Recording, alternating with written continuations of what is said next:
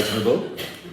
And what I wanted to do today is really just explain some of the things we learned, some of the things we saw. We don't need a chumash. I'm going to use it probably. But so regularly, this is a Parshah here. We've missed from Parshas Vayechi all the way through to Beshalach. This week is Yisro. We might touch on some of the things in there, but no promises, because the focus really is on what's going on in Israel right now. Okay, so I want to start with, I was away 4 weeks. I left Shabbos Vayechi, that was the first Shabbos I was in Israel, and that is the last Parsha in the book of Bereshit, in Genesis. And Vayechi is what we call stuma, it's closed. As I showed you all before, if you look inside the Sefer Torah, it's often very hard to find where Vayechi is because there's always a gap, either a new line, a new paragraph, at least a gap between the end of the last Parsha and the beginning of the next Parsha. Vayechi is called stuma, it's called closed. It's all to do with Yaakov Avinu and the fact that he had died, he'd given the 12 tribes, the Shvatim, their brachas. It actually says Yaakov never died, he just moved on. But it's the end of an era. The tribes are now all going to die out, and then the slavery starts. And the first parshas of Book of Shmois is the introduction to what happened in Egypt, the birth of Moshe, slavery, the plagues, going out of Egypt, Parshas Bo, and then this Parsha is Parshas Beshalach, where we finally leave and go through Yam Suf, the Sea of Reeds, the Red Sea, call it what you like. That period was the period I was in Israel. And so we met an optometrist called Robert Lederman. He's an Englishman. He's a singer, he's a Talmud Chacham. We did a kumzitz with him basically the one night we were there. He came, played his guitar, he sang and told us stories and said a Devar Torah very, very short. I'm using that as the starting point and, please God, the end point of today, because I think it encapsulates everything that really happened in the 4 weeks I was there. Parshas Vayechi is stuma, it's closed. Our eyes are closed. October the 7th, we were completely closed. I went to Israel not knowing what to expect. Yes, I did know what to expect because my wife had been there for 3 weeks. She was in charge of my whole program. I went there last minute. I wasn't intending to go, but for various reasons, Hashem said, go. And so I booked a ticket, in a few days I was gone. I had no control of what we were doing. I was on 0 WhatsApp groups. I think Tamar was on, I lost count at about 15. Volunteering there is a day-to-day process because you don't know what's coming next. You don't know what's needed, you don't know where you're going to be. She had booked a couple of things. We had 2 weeks booked. So of the 4 weeks, we had 2 weeks booked and 2 weeks day by day. But yes, as I say, I was just a passenger. She's the hero. I'm just following her coattails. Always the case, always. She spoke about, on Shabbos afternoon at home, spoke about her volunteering and the impact it had on her. The focus here is similar, but slightly different. So let's just go through it. Hers is not recorded at this stage. She's going to be speaking again, please God, on Shabbos in one of the shores in Melbourne. They've asked her to speak. And so the message from us is Eretz Yisrael needs us. It's simple as that. We need to be there. And if we can't be there, we need to support the country. If we can't support the country with sending money across, sending goods across, whatever it might be, without tefillas, without prayers. What is going on in Israel right now is incredible. I felt safer in the 4 weeks in Israel than I feel in Melbourne. Thankfully, I never had any rocket attacks, I never had any sirens. If you walk in the streets of Yerushalayim, but for the flags everywhere you look, and the signs about bringing the hostages back, and freedom, and connection, and all these different things, you would not know there's a war going on. And the fact that there's no tourists. You go to the hotel, and you daven there, and you don't have a Chinese tourist sticking his camera in your face, because that's what happens at the Kotel, always. Nothing. There are no Chinese tourists, no Asian tourists. There are no Christian tourists. The Armenian quarter, you walk through Yafo Gate, and you go through the Armenian quarter to get to the Jewish quarter, the shops are closed. The shops, I don't believe I saw a single open shop there. The Jewish quarter is buzzing. But there, we walked through the Arab Shuk in the old city, and the shops were all open, but nobody shopping there. Are they Arabs or Arabs? That part they are, yeah. In Jerusalem they are. Most of the Arab workers are not there, so they're not allowed in. And please God, I'll come back to something about that later on. So I got there, Parshas Vayechi, it was closed. My head, I didn't know what to expect. It was like completely closed. And what I might do is just run through some of the programs and things that we did, and in each of those places just talk a little bit about what we encountered. The first week we were there, we were based in Yerushalayim, and we have the most incredible Hakros HaTov to a family. Tamar booked her accommodation Airbnb for the first few days she was there, but was going to be in and out of Yerushalayim and really just needed somewhere to leave her suitcase and a base to come back on Shabbos. Word went out through WhatsApp, and somebody offered her a bedroom with an ensuite for 7 weeks while she was there. This family, they've got a massive home in Yerushalayim. It is a free hotel. The wife was there for a few days while we were there. The one daughter lives in Tel Aviv and she comes to the house. But there were people coming in. The first few weeks they had evacuees in the house. It's a massive, huge house, but chesed of people is just incredible. So that's just where we were based. We spent the first week mostly in Yerushalayim. The second week we were down south in Bnei Netzarim. The third week back in Yerushalayim, and the fourth week in the Gush Etzion region. And each of those has got stories.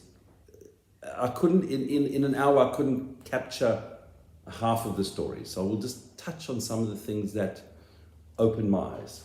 It's the only way I can put it. And connected my neshama, because it was really about connecting to the Jewish people.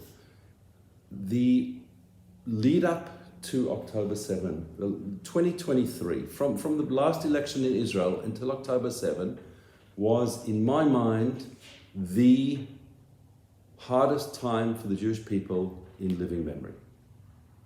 The protests, the disruption of regular life was disgraceful. From religious, from secular, from Haredi, from everybody. Everybody had an opinion and everybody wanted to disrupt things. So the government's trying to put in place judicial reforms. The left decided, no, we don't want that. We're going to protest every single week. We're going to just bring the country to a standstill. The Haredim don't want to go in the army. Well, we'll protest against that. Every single group had their own idea of where Israel should be, and therefore we will protest about that. It wasn't one against the other, it was one against everybody. The Jewish people in Israel were completely pulled apart. Is that the reason why October 7th happens? I have no idea. I'm not a prophet. Rabbis, many rabbis have said it seems that when the Jewish people are not unified, that's what happens. And October 7 came, and suddenly there is complete unity that is, it's inexplicable. You can't explain the feeling of unity in Israel. Yes, there are cracks, but that's normal. What's going to happen on day +1 is what we've got to daven for. That's our job. Our job is to say that freedom and will only happen, and Mashiach will only come, and Israel will only be a normal country when we are unified. It's as simple as that. There's a phrase you see everywhere on billboards, on necklaces, on things, B'yachad nenatzeach. When we are unified, we will be free.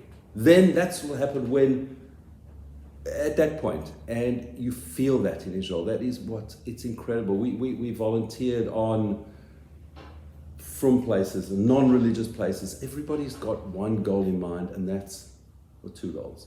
One is wipe out Hamas, that they're not a danger anymore, and two is get the hostages free. Not that one is more important than the other, but whichever way you look at it, that's really the intention right now. The fact that on October 7, October 8, October 9, Israel had a right to defend themselves is an absolute travesty. Think about it, the way I've been looking at this. Imagine Mexico. The rebels in Mexico decided to fire 1,000 rockets into Texas on one day. Just let's fire rockets. Does America have the right to defend themselves, or will they wipe out Mexico? I somehow think the latter. But Israel has the right to defend themselves. Israel is judged, the Jewish people are judged on a totally different playing field to the rest of the world. When we are unified, the rest of the world doesn't have a chance. When we are in a state of disarray, we don't have a chance. That's the only way I can picture it in my head. And so what has happened since October the 7th is we could have wiped out Gaza in about an hour. It could have been gone. But the Israeli Defense Force acts in a totally different way. We can't understand that. My son Ori's been called up. I'll tell you a miracle that happened to him. Two of the questions we asked most of the soldiers we saw was, what's going to happen? What are you doing? What do you want to happen? Why are you there? What's going to happen tomorrow and the next day? What do you want from all of this? What's day plus one? And the other question we asked, only unfortunately towards the end, somebody mentioned to us and we started asking everybody is, what miracles have you experienced? We were asking people, where were you on October 7? And what happened and how did it happen? But then we started asking people what miracles had happened to you. And one after another, I'll tell you, Ori's, thank God, in the middle of the country, he's reasonably safe. The way he puts it is, thank God he hasn't had to discharge his weapon. He was in I'm jumping around, I'm sorry, but my mind is spinning as I'm thinking. The propaganda war has been won until today by our enemies. There's no question about it.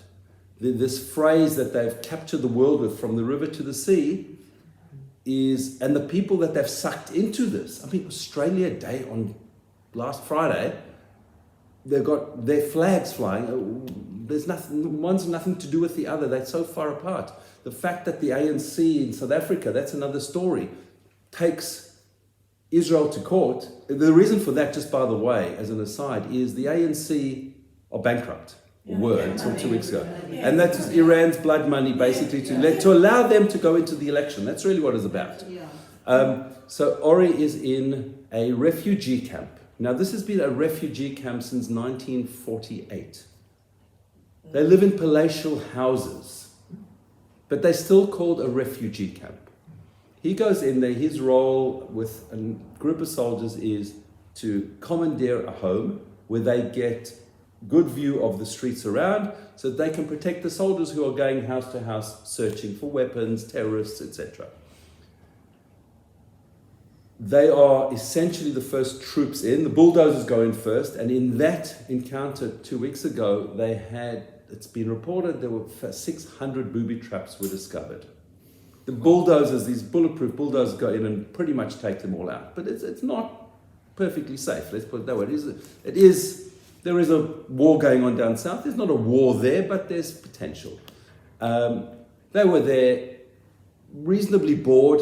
Most of the people leave. Israel warns everybody, so the bad people get out. So all you got left with are the not bad people, which is an interesting way that Israel handles war, but that's the way they do it.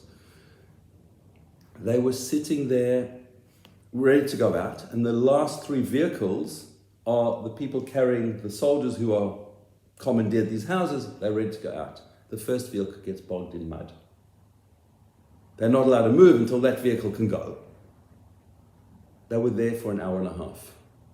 Not a single person came up to them. They were sitting ducks. Somebody could have walked up to them and just dropped a Molotov cocktail into their vehicle. And that for 1.5 hours, they sat there waiting to get towed out of the mud.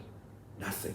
That to me is an incredible miracle. Hashem shielded them. He basically made them into invisible ghosts that nobody saw them. That's a minor little miracle compared to some of the other things that I heard. So, first week, we were volunteering around Yerushalayim, things like sandwich making for displaced children. We did a barbecue at Kibbutz Be'eri. We didn't go into the kibbutz. I'll talk a little bit about the other kibbutz we went into afterwards. We didn't go into Be'eri, but we went 200 meters from the Gaza border to where the paramedics are stationed, the ambulance officers for the soldiers, to go. And so what they do is they go to the border, any injured soldiers, unfortunately, brought to them, and then they take them off to hospital.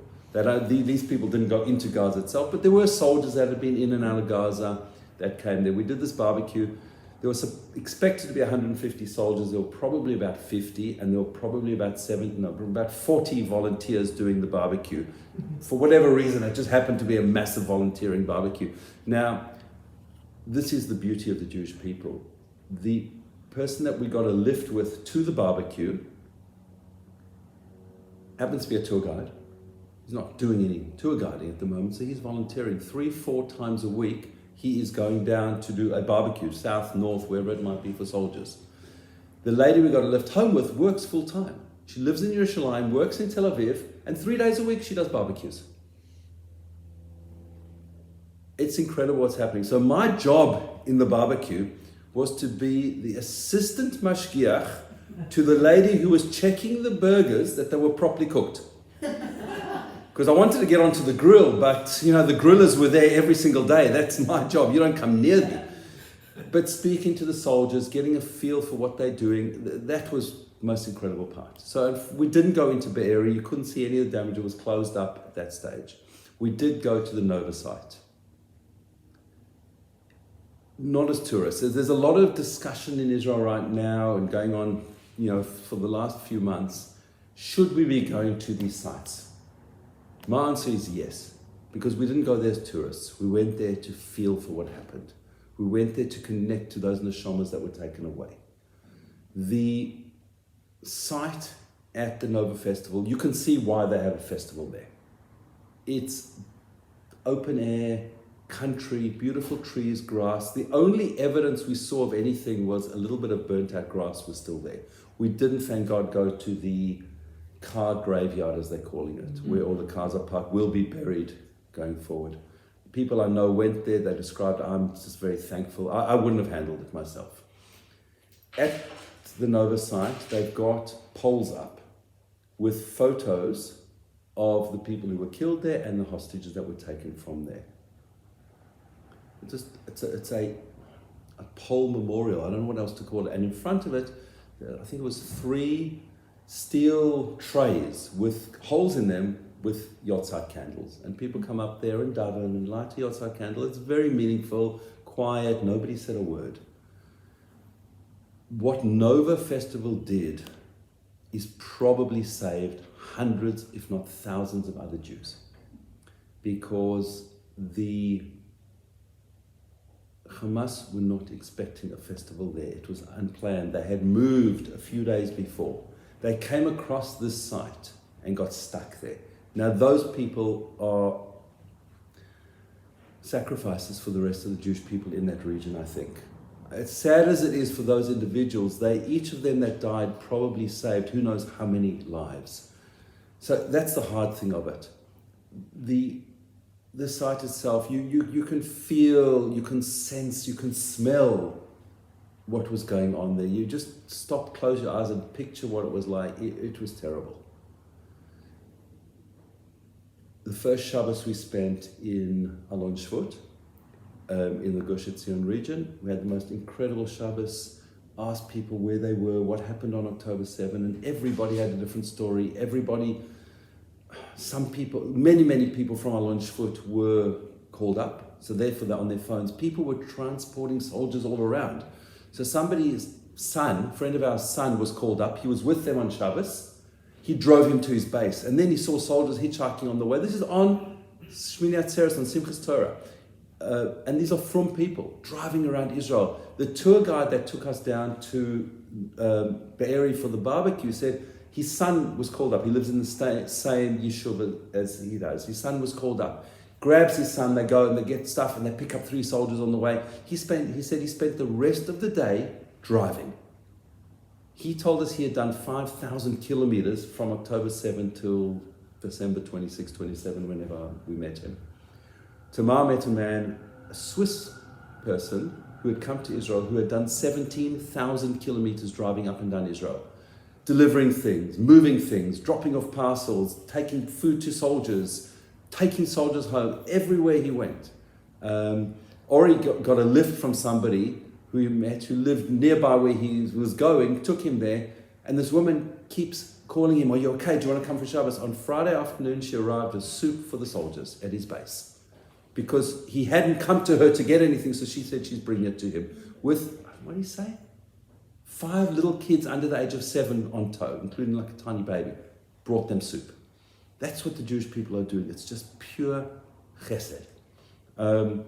Okay, let me jump to the second week. Second week, and that's kind of, to me, that was the most incredible backbreaking work I've ever done. We went to a town called, a moshav called Bnei Netzarim.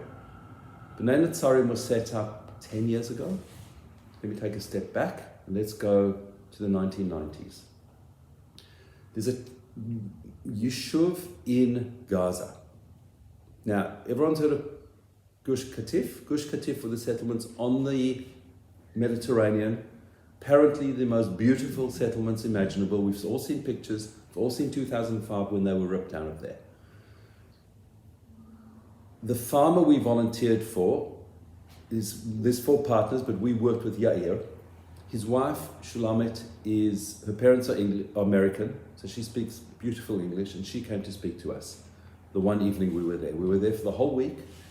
They lived, and this is part of the story she told us, they lived in this Yeshuva village in the middle of Gaza, just south of Gaza City, right in the middle. Not many families, as far as I recall, there were about 40 families living there. She used to drive every single day to Ashkelon, straight through Gaza City, to go and teach. She's a high school teacher. Her husband was learning in a kollel in Gush Katif. He used to drive to Gush Katif with one of his business partners now to go to learn in kollel there. That was their life. Oslo then happened. The Oslo Accords happened. Suddenly they were driving with armored vehicles and escorts and army in the front and army in the back, and they had to go back roads, and it got worse and worse and worse till they were ripped out in 2005. 2005, they land up several kilometers from Gaza, these 40 families, living in caravels, not knowing what to do next. Her husband and 3 partners decided they're going to become farmers. He's a kollel guy. He learns in kollel, and now he's going to become a farmer. They go, whatever, they do a short course to become farmers. Now they need to build a town. Well, where are they going to live? There were plans for a town on the Egyptian border. This village is 8 kilometers from Gaza and 8 meters or thereabouts, right on the Egyptian border. Now, their biggest fear, just to jump now on after October 7, was Egypt opens a Rafah border, just picture this in your mind. Hamas terrorists come through Rafah, drive 8 kilometers, and they are sitting ducks. That was their biggest fear. So they come along, and now they've got plans to build a yeshuv. They're going to create this religious moshav now, 8 k's from Gaza. And they start building. The first thing a Jewish community needs to build is a mikveh. They're in the middle of the Negev desert, or between the border of the Negev and the Sinai desert. It's even worse. Where do you get water for a mikveh? Mikveh water can't be tap water. It's not allowed to be water that's transported in a pipe. It's got to be natural water. In a desert, it doesn't rain very often. So there is a way of doing it. They drive up to Mount Hermon, Har Hermon, right in the top corner of Israel, where it's snowing at the moment. I saw pictures overnight. It is packed with snow. There's poor soldiers up there off freezing. You can take snow. There's a way you make holes in the bags that it's in, that it's connected to the ground, and you drive it down however many hours from the top of Israel to the bottom, and you've now got water for a mikveh. They put the snow, what's left of the snow, on top of their mikveh to get in there, and you won't believe what happened. It rained. It started raining, and it rained, and rained, and rained. Now they're about to plant their fields. They're living there. There's 40-odd families, and these farmers are going to plant their crops, and they start planting. They don't have irrigation at this stage, and it started raining. One miracle after another. There's now over 150 families living there. They had around 100 Thai workers on October 7. They now have 4. They lost 87 tons of the 90 tons of crop that they were about to harvest. They are struggling. They had a few rockets hit the Yishuv. One hit Yair and Sharon's one hothouse. We went into that hothouse, and I've got pictures of us standing next to the rocket. Thankfully, it didn't do too much damage to the roof or to the crops in there. It just came in and landed. They've patched the roof. However, the shrapnel from the rocket has damaged all the poles around where it landed, which is pretty much the center of this hothouse. And therefore, they can't. These hothouses are used to grow cherries. He said to us the first day we were there, we're going to be picking cherries. And he's going on and on, how we're picking cherries and cherries and cherries. Somebody said to him, but don't we pick cherries other times of the year, summertime? He said, yeah, cherry tomatoes. They grow on vines. Yeah. As the cucumbers do as well. They raise the cucumbers up so it's much easier to grow. They got more, they just don't take over the whole hothouse if they're on vines. This hothouse can't handle vines anymore because the poles have got no stability. So they've now planted cabbages in there. As far as I know, that hothouse cost 900,000 shekels. That's the type of investment. These farmers have got a contract with the education ministry to provide fruit and vegetables, or vegetables themselves, to school children in Israel. They can't provide it at the moment. And so that's kind of the economic side of where they're at. So every volunteer that comes there, they just absolutely appreciate. We volunteered. We got there on the Sunday morning. We had a little introduction, and we were thrown into the cherry tomato hothouse to pick cherry tomatoes. Now, many of these cherry tomatoes were cut, damaged, ruined. And he said, if it's damaged, it's drawing nutrients from the soil, so just pull it off and drop it on the ground. If it's not damaged, put it in the bucket. And we walked around for a whole day, picking a cherry tomato, dropping one on the floor, picking one, two, and eating them off the vine. It's just incredible. It was not easy, but it was incredible, because I'm doing a mitzvah. Every step you take in Israel is a mitzvah. Every tomato I'm taking off is somebody can say a bracha on a tomato, or I can take one off and throw it on the ground, and that tomato vine is going to grow more tomatoes. I'm helping Eretz Yisrael. I'm doing a mitzvah. And that was my thought process that entire day. It was just amazing. The next day, we went into one of the cucumber hothouses. You walked in there, and the stench at the beginning was horrific, because there were rotten cucumbers. They had gone through and they'd pulled out all the rotten cucumbers and then disposed of them, but there were lots in the front that they hadn't taken out yet, that were taken out later that day. We were in the back of this hothouse where the vines had all collapsed. The people of the Yishuv were evacuated.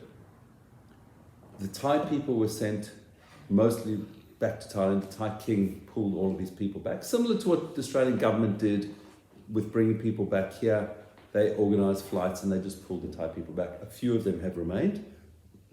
On my flight over to Israel, at least half the plane was full of Thai workers going back. But there are thousands and thousands of workers needed.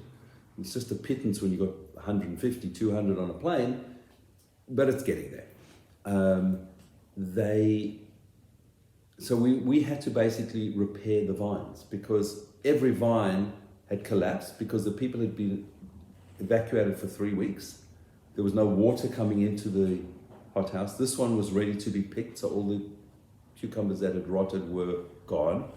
And we were basically untangling vines from each other and tying them back up again. And then picking the odd cucumber. I'll tell you a little interesting halacha that came out of this. So when you're in Israel, you have to take trumas and maasros. You have to take a part for a kohen, a part for the Levi, trumas rishon. I won't go through all the halachas of all of that, but any fruit and vegetable you eat in Israel has to have truma and maaseh taken from it. And when you're in the field, however, you don't. At that point, it's not ready for truma yet. So you can eat off the vine. You can take a cucumber and eat it. Those tomatoes were absolutely delicious. However, when you take it out and you bring it into your chutzner, into your courtyard, then you have to take truma and maaseh. So the second day we were eating Israeli salad. What they basically did was every day the farmer brought lunch. It was the most delicious pita I've ever tasted. They were fresh, hot, beautiful pita, where typical Israeli breakfast lunch.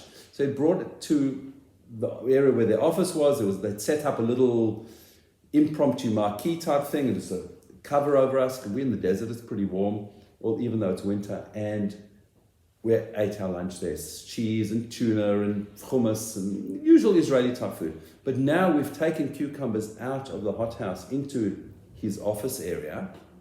We need to take truma. So he took truma. He takes a cucumber and sets it aside. We come back the one evening, and all the volunteers are assigned to different farmers, and one of the guys, a guy called Meir from America, says, I got the most incredible shalom. This you didn't hear on Shabbos Carol because I forgot to tell it, and this is what I wanted to tell it. So it's on video for this, okay. So Meir comes and he says, I've just had the most incredible experience. He says, we were packaging passion fruit.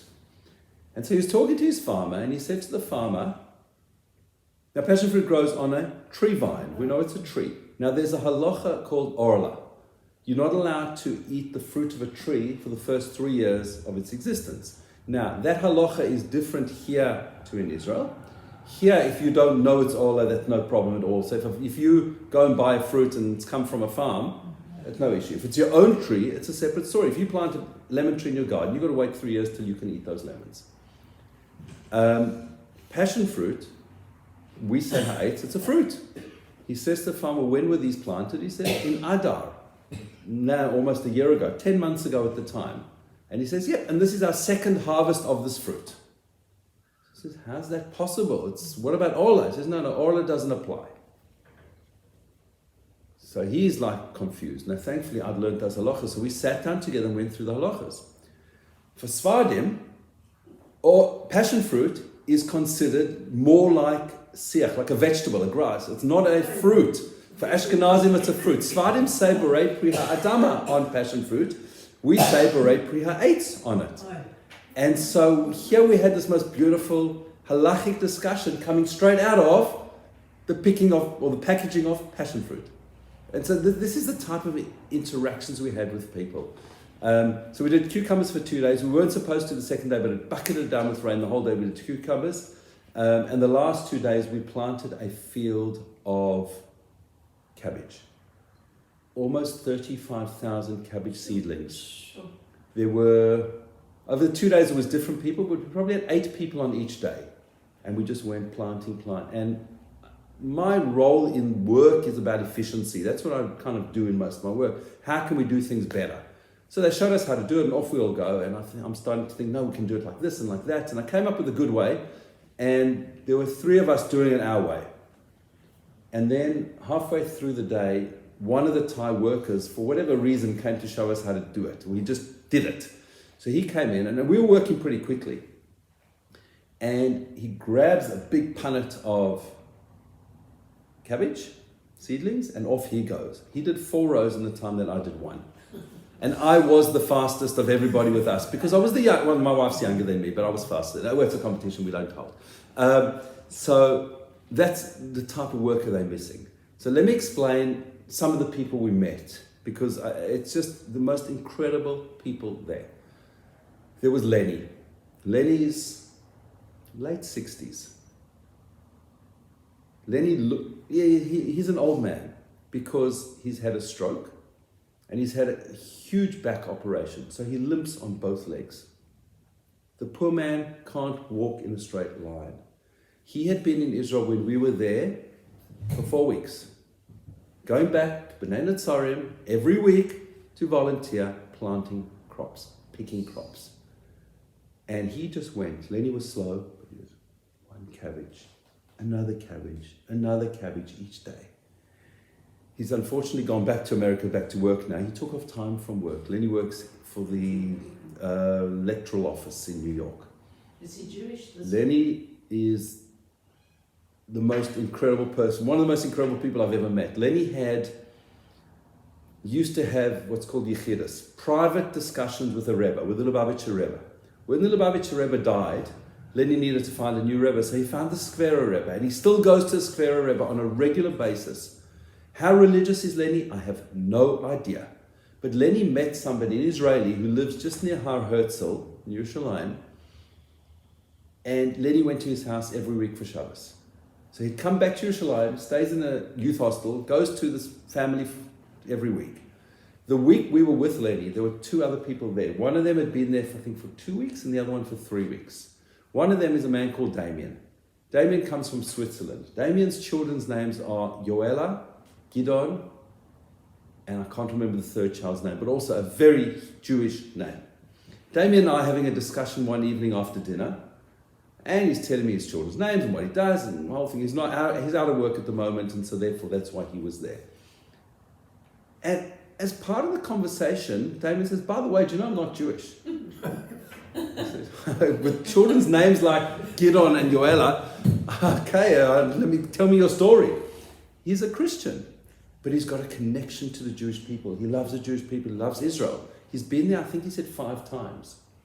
So I wake up on Thursday morning, we were leaving on Thursday, and Damien had said something to me on Wednesday night about going to shul. We're sleeping in dorm rooms. So my wife's in the girls' room and I'm in the boys' room.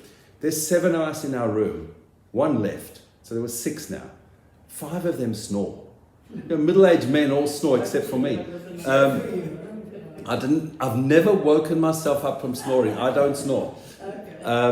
So Damien says something about going to shul. So the next morning I wake up, and shul's early there because we've got to get out into the fields by 8 o'clock, 7:30, 8 o'clock. So I go to shul.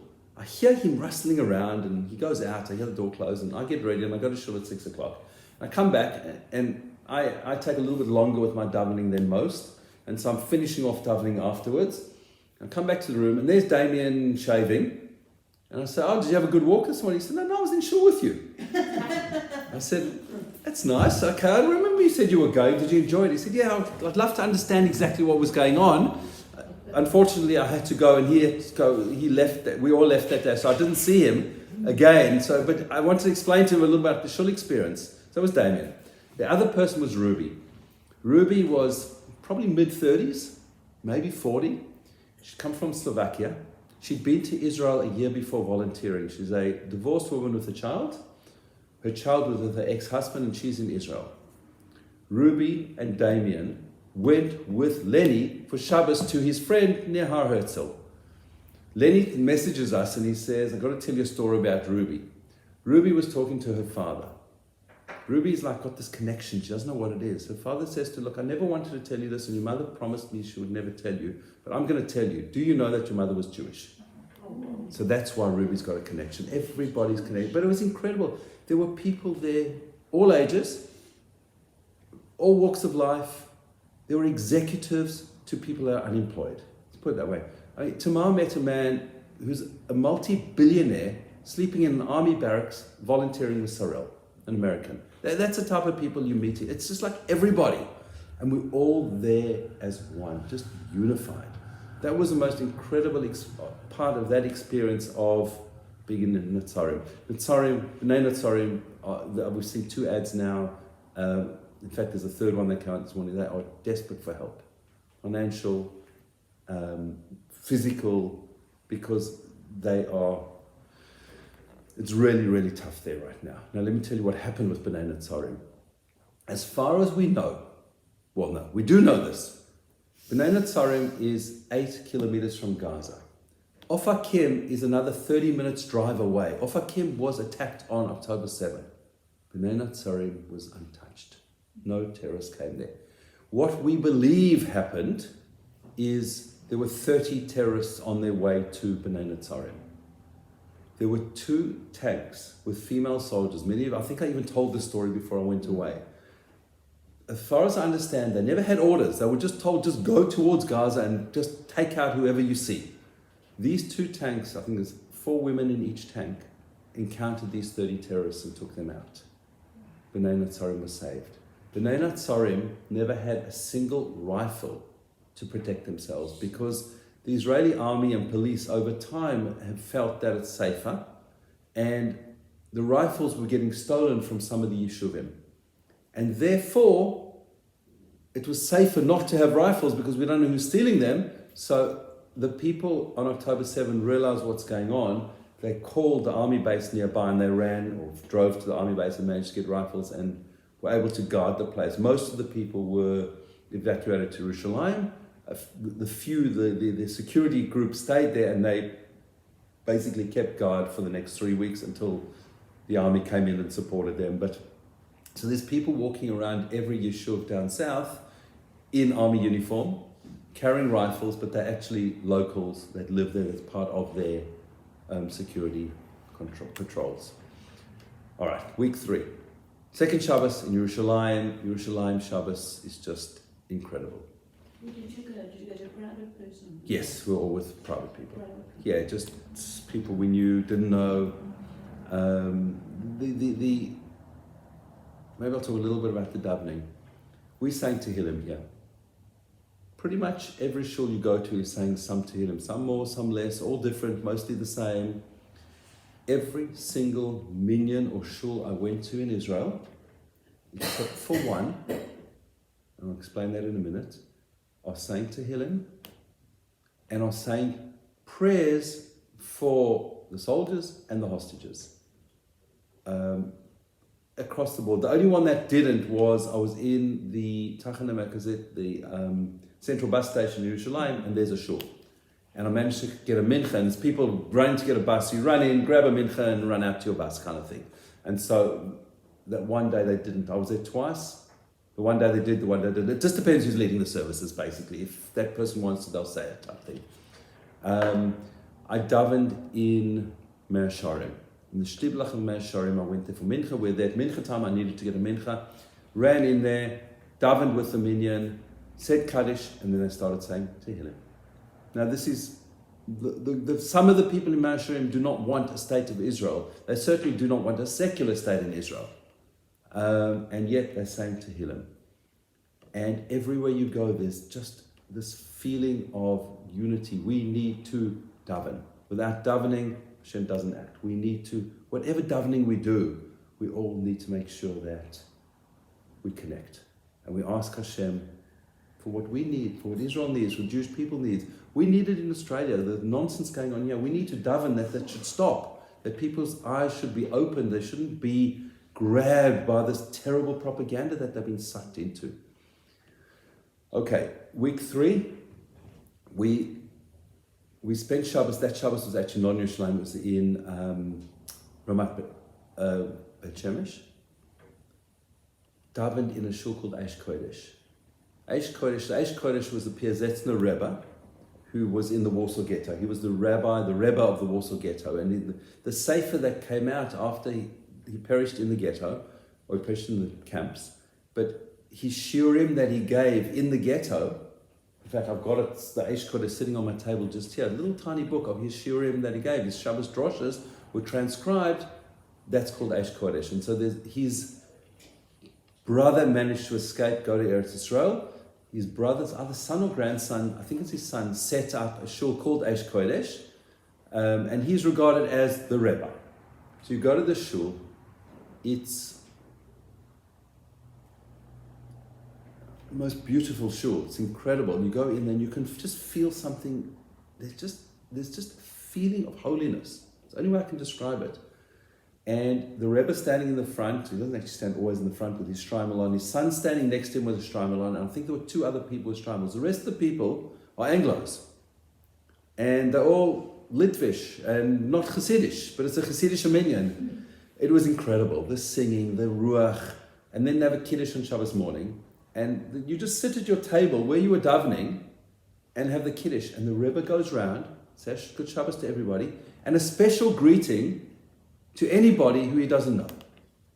And his eyes, you look into his eyes and they're just warmth, and it just sucks you into his Kedusha. It was just beautiful. Ori was there for one of the davenings with his rifle, because he has to carry it with him. And the Rebbe embraced him and thanked him. It was beautiful. On the Sunday, we went to volunteer at Aroma Cafe in Bet Shemesh. The bus ride from Ramat Bet Shemesh to Bet Shemesh, 5 kilometers, was the most harrowing bus ride I've ever had. I don't know, the driver, I don't know what his problem was. The one on the way back was actually worse. But anyway, there's lots of traffic circles, roundabouts. But they don't go roundabout the roundabout, they go over it. I think it feels like they're just on 2 wheels. It was scary. But anyway, I got there pretty much unscathed to Aroma Cafe. Aroma Cafe opened his doors on the 8th of October to making sandwiches. He closed his cafe and he was making 10,000 sandwiches a day for soldiers. It's dropped back now to 4,000.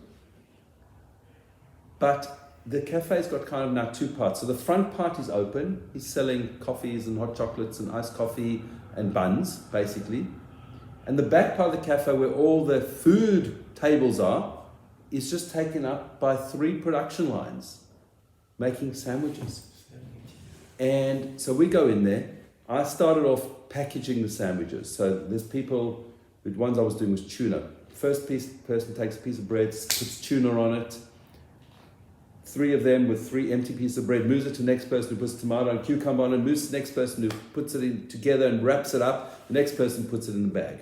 The bags are also in the Aroma Cafe at Bet Shemesh, and somebody is sitting there writing messages to the soldiers that are getting every single sandwich. And so everybody's got job demarcation. The day we were there, unfortunately, they had fewer volunteers than they normally had, and they therefore were short-staffed, and they said to me, okay, we've got 2 of you doing packaging on that line, can you go in the kitchen and cut tomatoes? Okay, I go in the kitchen, put on my apron, take gloves, and I've got the tomato cutting machine. You put a tomato into a holder, and you go, and it slices the tomato, drops the thing, and I couldn't cut enough tomatoes, because as I was cutting, they were taking them away from me. But then they said, oh no, we need more pickles. So you get a massive can of pickles. Now, I've got this fancy tomato machine. How do you open a jar of pickles? With an industrial can opener. The industrial can opener I had was the size of my thumb. It was one of those from about 1853 where you've got to go like this. So eventually some guy, happened to be a South African who lives in Canada, said, look, he did it yesterday, he can show me a quicker way of doing it. He showed me and I worked out another way and we got it right. We did find in the end, later on, somebody had donated 2 household can openers. Great, so I tried to use them, they're both broken because household, when you're doing massive cans, and I probably opened about 12 cans of pickles. You drain them and it was beautiful. Can I just ask you something? Who gives all this produce? Is it from factories? Okay, Who so, do they get all the breads and so cheese and everything? I asked that same question. Some from donations and some from the man himself who owns this cafe. Wow. Okay. And where the that's the answer I got. The owner of the place is in charge of quality control because the sandwiches have his name on them. So he doesn't want a sandwich to go out with 3 pickles on it. He wants 5 pickles. And he doesn't want the tuna sticking out because that doesn't look right. And he doesn't want too little tuna because the poor soldier's got to eat the right amount of tuna. Big jump. So this is what's going on. And there's people that come, you package them up, you put them into a box. It's got to be, I think it was 15 sandwiches in a box, set up like this. Take the box is labeled, take it to the door, and there's somebody picking up at the door, dropping it in a boot of a car, and the car goes off to deliver it to soldiers, north, south, center. We went to Chabad of Katamon. Chabad of Katamon are making sandwiches as well. So the shul, about the size of this room, without the walls, converts every single morning to a sandwich facility. They're not as fastidious as he is with the sandwiches because that's just do it kind of thing. Get them looking nice. But again, it's a production line. But people have got their jobs there. There's some locals that come there. One woman started telling me off because what did I do wrong? I did something that she wasn't happy with. And I showed her that I was doing it better than she did. She actually came onto my side and then told somebody else off for doing it the other way. But it was just incredible. And dozens of people come there every single day. And if you get there late, you're not going to get a chance to be involved because everybody gets a job and you just do your job. You could not get onto the wrapping machines. I got Glad wrapping machines. And the people there, that was their job and you don't come close. It was an incredible day. That week, we also did a carnival for kids. Displaced children staying in the Leonardo Plaza Hotel opposite the Great Synagogue in Yerushalayim. They're living in hotel rooms. And so we did this carnival for these kids. They've set up a marquee outside with table tennis tables and other games for the kids. Collapsed that all, and one of the table tennis tables was the prize table. Tamar and I were in charge of the prizes. Some lady had come from America and brought 2 suitcases full of toys for kids. Those were the prizes. She brought them. She flew in that day, and it was just incredible. And these kids, they get 10 tickets. They want that prize, but that prize is worth 15 tickets. I'll be back, and they're running around. The joy of these little kids. The discussions we had with them. Played table tennis with them afterwards. It was just such fun meeting these people and just seeing joy on children's faces who've been locked up in a hotel room for 4 months. Most of the Yeshuvim, certainly on the Gaza envelope, right on the border, have not gone back. Our B'nai Netzarim, 150 odd families have pretty much all gone back. Okay. How do I describe the next barbecue we did? Through Chabad of Katamon, we went to Kfar Aza. Kfar Aza is 40 meters from the Gaza border. I stood at the fence. The fence has been repaired. We were taken in there, again, not as tourists, as witnesses to see what happened. And we were taken on a walk through the kibbutz. I was sent this morning, I forgot to bring it, I printed it out, I'm on a WhatsApp group from a Chabad lady called Bruria Efyu, where she gives pretty much daily reports of what's going on. Just a summary, the most beautiful summary. She sent out this morning her visit to Kfar Aza yesterday. It was 4 pages of inspirational, gut-wrenching reading. It's the only way I can describe it. The most beautifully written story. I'll try and share it with everybody here later on. Our experience there was we went in there. The first thing I saw was a palm tree. Huge tall palm tree. The top of the palm tree was sliced off, 25 meters off the ground and sitting on the ground next to it. Probably hit by a missile or a rocket or something, I don't know. But it just hit me. My last image of the kibbutz, I have a photo of this, was from a house that was completely intact. Nothing happened to the house. And a sukkah standing a few meters away with an Israeli flag between me and the sukkah, still sitting there completely intact. Why they didn't touch it, I don't know. The images in between, we walked through a row of homes where single people and couples live. Tiny little houses. Every single one of those houses is destroyed to some degree. There's furniture strewn in the walkway between them. What made it harder that day for me personally was it was raining. And so there was a damp feeling about the place. Every house has got written on it numbers in different colors, with a triangle or a circle. I don't know what all the numbers meant, and I didn't want to know, but it was really that Magen David Adom had been through the house. Zaka had been through the house. The IDF had been through the house. And each time any organization went through to check or clear the house, were there terrorists still there? How many people unfortunately perished? Were there any survivors? What was there? That's what all these numbers were about. Every house, every building. We were allowed into one home. The rest of them were roped off. The mother of the girl, unfortunately Sivan, who was killed in that house with her partner, wanted people to see it. If you don't mind, I will describe it. Tiny little home. a washing machine and dryer as you walk in, a mezuzah on the door. It's not a religious kibbutz, but there's a mezuzah on the door. You walk in, the first room is a little passageway with a kitchenette on the side and a bathroom on the other side. The next room is their living room, I guess, with a little table and a couch. There's bullet holes everywhere. The furniture is strewn everywhere, and they've left it pretty much as they found it. The final room, the second room in the house really, was their mama, their safe room. It's got a bulletproof door. It's got bulletproof, there's a window facing Gaza. It's 40 meters from the Gaza border. There's bullet holes everywhere. There's the bed, sort of like a futon type bed on the floor and a TV. And you just look around this room, and on the wall of the first room is a WhatsApp transcript between this girl Sivan and her parents. And they're asking questions of each other. Are you okay? What's happening? And she's asking her father, Abba, are you okay? Where are you?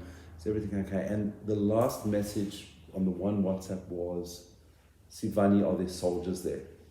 And several hours later, there's another message that just says, Sivani. For 6 hours, these people were tortured.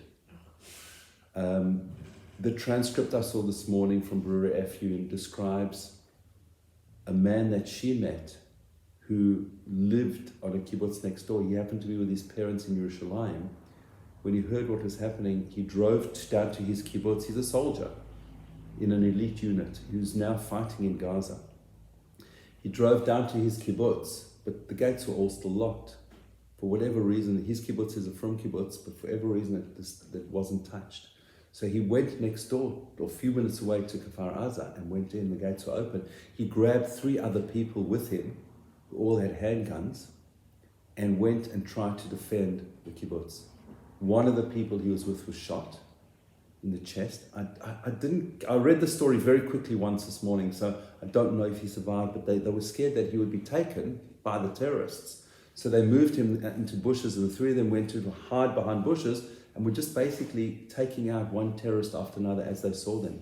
About 60 terrorists came into Kfar Aza. They broke through the fence, and they went straight to the armory. They knew exactly where everything was. And they pretty much took out the 6 security personnel who were going to the armory to get the rifles.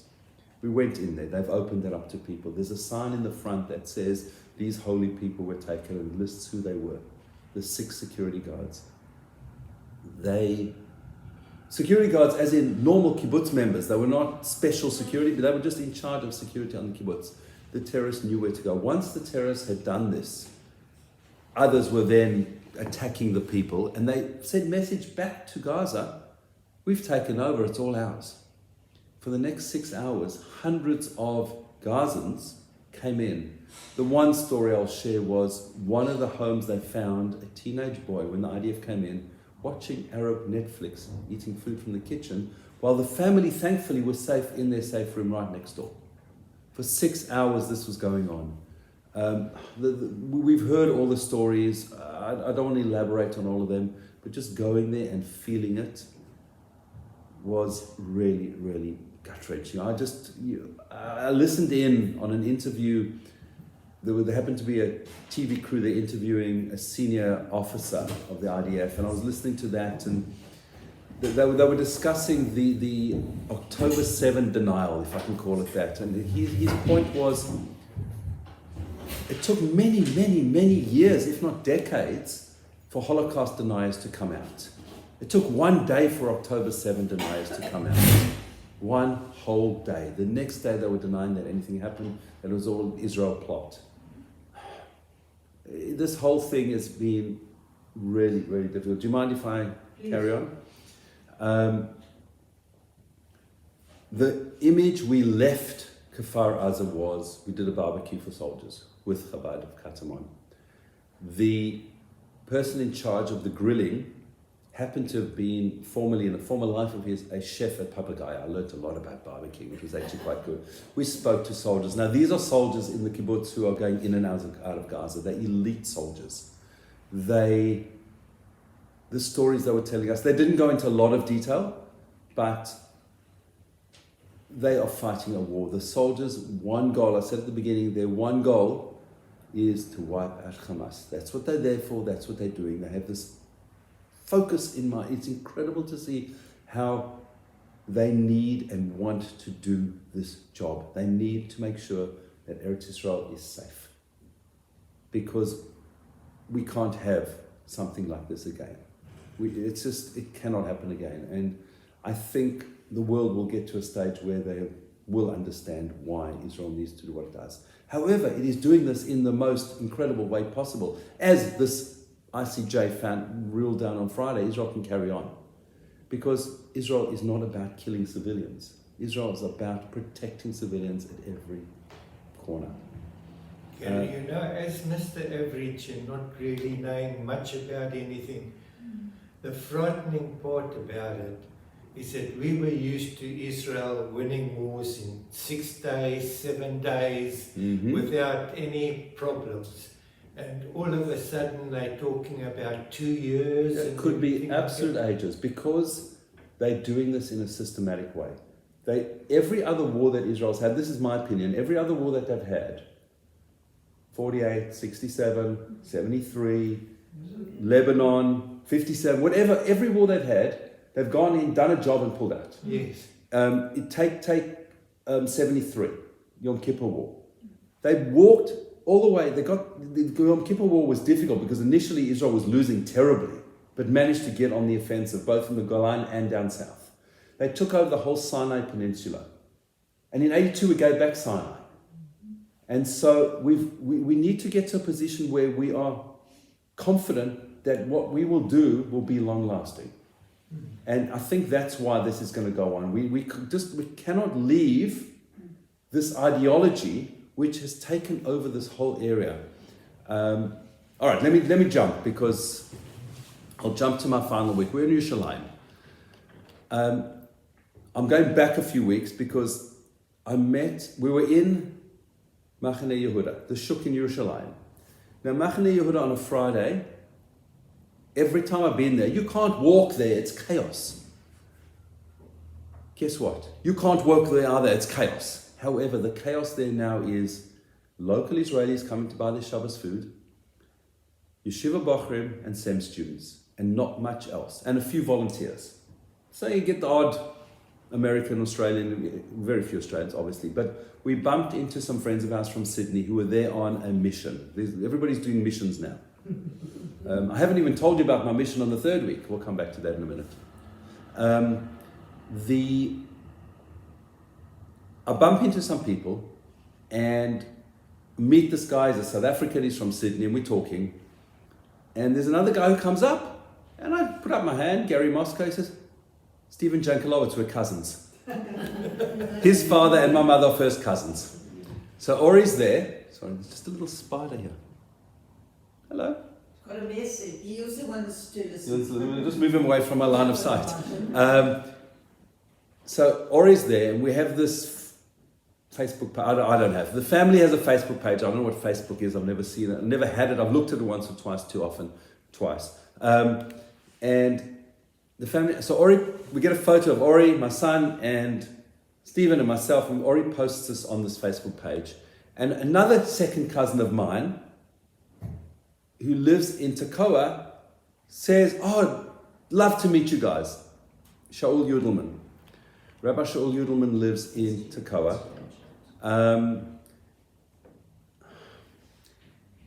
don't want to go through his whole story now, that's for another occasion, but we met the next week. And we had, unfortunately, it was the day that I went to the barbecue to Kfar Aza. I met him in the morning, and we had to get to Katamon, which was a 20-minute walk from where we were, and I had to cut our meeting short. We sat for an hour and a half, I think. We could have sat for the whole day talking. We met each other, we gave each other a warm hug. We left, we embraced. It was just incredible. He has a cousin I've never ever met in my life, and I feel like I've known him my whole life. He does work with mending bridges between Arabs and Jews. He lives in Tekoa. Tekoa is a yishuv in Gush Etzion. It's right in the middle of Arab villages. It's the only village town in the region that is mixed religious and non-religious. His kids go to one school. There's only one school in the town. They're religious and non-religious. He came to Israel as a secular, conservative Jew from Seattle. Comes to Israel, he's into the land and he wants to figure out, what's going on here, how do Jews farm and things like this. And he volunteers on a kibbutz. I think he had a master's degree, or he certainly has a graduate degree. Comes to Israel to volunteer, and he lands up on kibbutz Stay Eliyahu. He gets to the airport, he's got a free taxi ride to the airport, and the taxi driver says, I don't think that's the right place for you. And he says, no, that's where I'm going. The taxi driver says, no, it's not the right place for you. And he says, no, that's where, and the taxi driver takes him there. It's a Yekisha from kibbutz, and he has this hippie-looking, long-haired, 20-something young-year-old American. And he meets people from Bat Ayin. Bat Ayin is in the Gush. Bat Ayin is one of those settlements that's on the side of a hill that's like just lots of little homes everywhere. It looks more like, from distance, I haven't been in there, but from distance, it looks more like an Arab village than a Jewish yishuv. If you want to go to Bat Ayin, you have to have a beard if you're a man. If you're a lady, you don't. But that's the type of place. He looks like he's a hippie type kind of guy. He works with Arabs. He's also involved in security in Tekoa, and so he carries a gun at the moment as well, type of thing. So, he said to me, the one story he said was, he was talking to one of the Arabs that he works with. Obviously, they're not meeting at the moment. The one story he said was, one of the people he's very, very close to, and they're really working together to build bridges. The man said to him, I've lost my children to Hamas. Their ideology has basically taken over in the schools. That's what they are being taught. That's all they hear. And he's just really worried for this whole generation. Now, that's not in Gaza. The United Nations UNRWA is run by Hamas. Everything in Gaza is run by Hamas. The children have been completely indoctrinated. So why is this war going to take a long time? This war is going to take decades, because we need to get normal schooling into the next generation and try and retrain a whole generation that have been taught to be murderers. That's so easy. That's why this is going to take a long time. Except if Mashiach comes. If he comes tomorrow, it's all over, and that's what we got to daven for. So, Gary, what's going to happen in Gaza when we finish clearing out all the tunnels? I don't understand. It's going to still be all the Arabs there. What is going to happen? That's why Israel has said that we need to have a presence in Gaza going forward. So Dada? how are we going to do it? What will happen? We have to leave that to the powers that know what's going on. I don't know.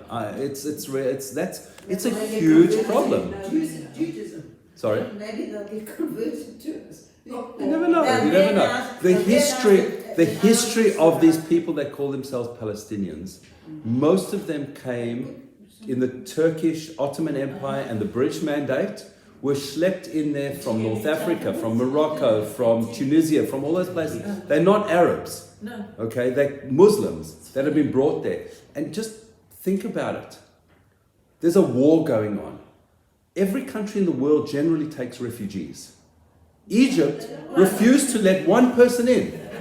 Nobody wants them. So let's work out who they are. Okay, and that's part of our problem. That's why we've got such a big problem going forward. Okay, let me describe my fourth week quickly, because we went with a tour guide, a guy called Josh Rubin. He runs a thing called Kosher World Adventures. He does tours in Morocco, he does tours in Thailand, in Israel. His tours are aimed at over 50s. Tamar and I brought the average age down by several years. We are over 50. But it was a group of people. It wasn't pure volunteering, because he had to cover his costs. We stayed at Kfar Etzion kibbutz. They've got a guest house, hostel type accommodation, I guess. That time we did stay just the two of us in the room. Very basic accommodation, but lovely. Josh pretty much did everything. We did farming every day, different places. We packaged onions one day and trimmed garlic, so it could be packaged. We picked clementines. Now, eating a clementine being a cousin of a nachi from South Africa, mandarin from here. Interestingly enough, the variety of clementine that we picked was called Nova. It was just, and that's what they were called. They didn't change the name. You cut them off the tree. Sometimes they fall off, and some of them that fell off, they can't sell them because they haven't got this little green stalk part, and so we were eating some of those. I have never in my life tasted such delicious fruit. Oh, that's there. It was incredible. Yeah. Oh, straight off the tree, it was just pure sweetness. So we spent the day doing that. We had a couple of tours around the area. There's a movie about what happened in 48 in Gush Etzion with settlements there. Kfar Etzion was already established. War of Independence came. The whole region we were basically kicked out of. Jordan took over. Comes 67, Six-Day War, we get it back, and the development there is just incredible what's going on with the Jewish communities there. Kfar Etzion is quite an old kibbutz. It started in the 30s. But what they've started doing now is selling off land to people to come and live and buy a property. So there's like this new area with the most magnificent homes. So it's got a shopping center, a whole shop that the whole region comes to. We're walking in the shopping center the one day, and who did I walk straight into? My cousin Shaul, who I'd met a week before. Never seen the man in my life, and we bump into him. He lives 20-minute drive away. So then the one day we were organizing that we were going to go to a mushroom packaging facility in Tekoa. So I said to Josh, I've got this cousin Shaul, maybe it'd be nice if he came and talked to us. So he came and gave an address to the group. So he has a cousin I've never met. I saw him 3 times in a week. Absolutely. And everybody's his best friend. He's a most gentle, beautiful human being. This town of Tekoa, as I said before, it's mixed religious, non-religious. He said that they were about to appoint a rabbi there. One of the rules of the town that they'd set up initially was you don't have to keep Shabbos, but publicly, if you're in the town, you can't be Michal Shabbos. You can do what you want in your own home. There was a rabbi who was going to come to the town, and he said, yep, it works out for me, except that clause doesn't work. Take it out. You can't enforce something on people. So they took that out, and the town is growing phenomenally. There are about 50 people, 50 families that are building houses there at the moment, being built by Arab workers. The Arab workers are not allowed in. A few have been allowed in, but generally not allowed in. These 50 people all want their homes because they're paying mortgages on that property. They're paying rent or mortgage on the other property wherever they are. They need that house to be built. 80% of the town have said, no ways, we're not allowing Arab workers in at this point in time. So there's this interesting dilemma going on in the town at the moment. He spoke to us in an artist's colony.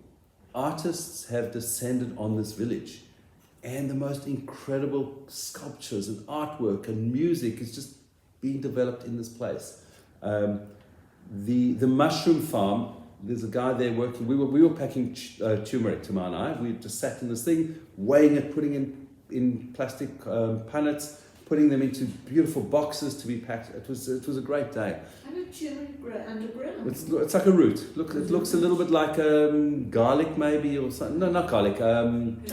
Turnip, possibly. It's long roots, like orange roots. I can show you pictures afterwards. Some guy walks up to Tamar and says, "You from Melbourne?" And she says, "Yeah." She says, "Have you got a twin sister?" She said, "Yeah." She says, "I used to work with Ruth at the Chevra Kadisha in Melbourne." So we got Ruth on message and we sent photos and things. It happened a few times actually as we were going around there. So yeah, we had an incredible week. Farming, volunteering, listening to Josh's stories. He's a rabbi and he tells stories as a tour guide. We actually spoke very briefly, but he wants to do a kosher tour in Australia potentially, so we're trying to organise that hopefully. As I started with, I said he brought Robert Lederman, who's a behavioural optometrist. He teaches kids who have got, not only kids, but issues, autism type, who, through vision, he's able to help these children and adults improve their general lifestyle and way of living. Very interesting man. And so he ended, and I'll end with this. I said at the beginning, Parshas Vayechi is stuma, it's closed. There's no gap between it. Every other Parsha's got a gap. This past Parsha was Beshalach. The Jewish people are in Egypt. We see complete darkness. We were closed. We couldn't see light at the end of the tunnel. There's slavery for 83 years of severe slavery. The Egyptians are beating us. They're killing us. There's death of people. It's just horrific conditions. We can't see what's going on. And eventually we get out of Egypt. In a hurry, Pesach night, incredible miracles, and we're out of Egypt. 7 days later, on the 7th day of Pesach, we land up surrounded. The sea, the mountains, and the Egyptians, all around us. We've got nowhere to go. And we daven to Hashem. And Hashem says to Moshe Rabbeinu, now's not the time to daven, just take action and walk. And Moshe goes and they walk through the sea. And they come out of Yam Suf, whether it's the other side or whether it's, they did a loop, there's different opinions in the Midrash, they come through the sea. And what do they see when they come out the sea? That's cool poetry. And they see the Egyptians have been decimated. They're lying on the beach. There's jewels, there's riches for the Jewish people. And they see every Egyptian that basically did damage to each Jew, he sees the Egyptians dead. And they're never going to harm us again. And the way Az Yashir is written in a Sefer Torah, I don't know if you can see this here in the Chumash, but it's bricks. So you've got a few words, a gap, a few words, a gap, and there's like 2 sections, and the next one is 3 sections, like a brickwork. Because it's about building, it's about growing. We've now seen, and as an optometrist, this was his Devar Torah, we've now seen the glory of Hashem. Zeh Keli Van Vehu, the Jewish people said when they sang the song. This is my God and I will glorify him. When they got out, the way Az Yashir is introduced is Vayar Yisrael es Hayad Hagadola, Asher Asa Hashem Mitzrayim. The Jewish people saw, their eyes were opened. They saw the great hand of Hashem that he inflicted on Egypt. And the only time, just as an aside, that Moshe Rabbeinu's name is mentioned in the Haggadah is this verse here. It says, Vayiraham es Hashem vayiminu b'Hashem v'Moshe Abdoi. The Jewish people saw Hashem's hand. The people revered Hashem. They had faith in Hashem and in Moshe, his servant. That's the only time Moshe's name is mentioned in the whole Haggadah. But they saw something. And that's what we need to see. We need to see that Hashem's hand is behind everything. Why October 7th happened, we don't know. Yes, there was disunity. Yes, there were problems in Israel. Now there is unity. We need to know that Hashem is driving everything. However tragic everything is, as Tamar said on Shabbos, somebody said to us, there's magic. We need to see the magic in the tragic. We need to see that Hashem guides everything we do. Our job is to support. Our job is to go there if we can and support physically. Our job is to support financially if we can, and our job is to give people a good word. One final point. I met Rabbi Katz, my rabbi, and I met Raphael Ares Smith, who is the CEO of the yeshiva. He runs the smicha program in the yeshiva. And we sat and chatted in his car for about an hour. He took me back to where I was staying, and another cousin, second cousin who we stayed with for Shabbos, all in the same family. It's a big family. And so he took me back to Candy's house, and we sat in his car chatting. And he gave me 2 presents. One was a wristband, thank you Hashem wristband, and the other was these cards. These little cards that somebody printed out. I'll read what it says on the card. Thanks, Todah. On the one side's in Hebrew and the other side's in English. You were given this card because you did a good deed. Deserve to be acknowledged for it. Thank you for making the world a better place. This card is more valuable when passed along. Take the time to thank Hashem for the opportunity to share it with others. And I've been giving these cards out to people. I've got a pile of them. Not that many left, unfortunately. But I've been giving these cards out to people because when you see somebody doing a kindness, you give them the card and say, I want to just acknowledge that you've done something good for somebody. Whether it's for me or somebody else, it doesn't matter. You see somebody getting up, giving their seat up on a bus. That was the one example I had. Gave a person the card. And you just see the smile on the person. You make a connection with that person, with you and Hashem. You say to the person, take the card, give it to somebody else that you see doing a chesed. That's what's important in life. Being thankful for what we've got and thankful for what we can see in other people, because everything is about connecting to Hashem. So wish you all well. We should all only know simcha. We should know shalom. Eretz Yisrael should be at peace. And we should only hope and pray for the ultimate peace in coming Mashiach. Amen.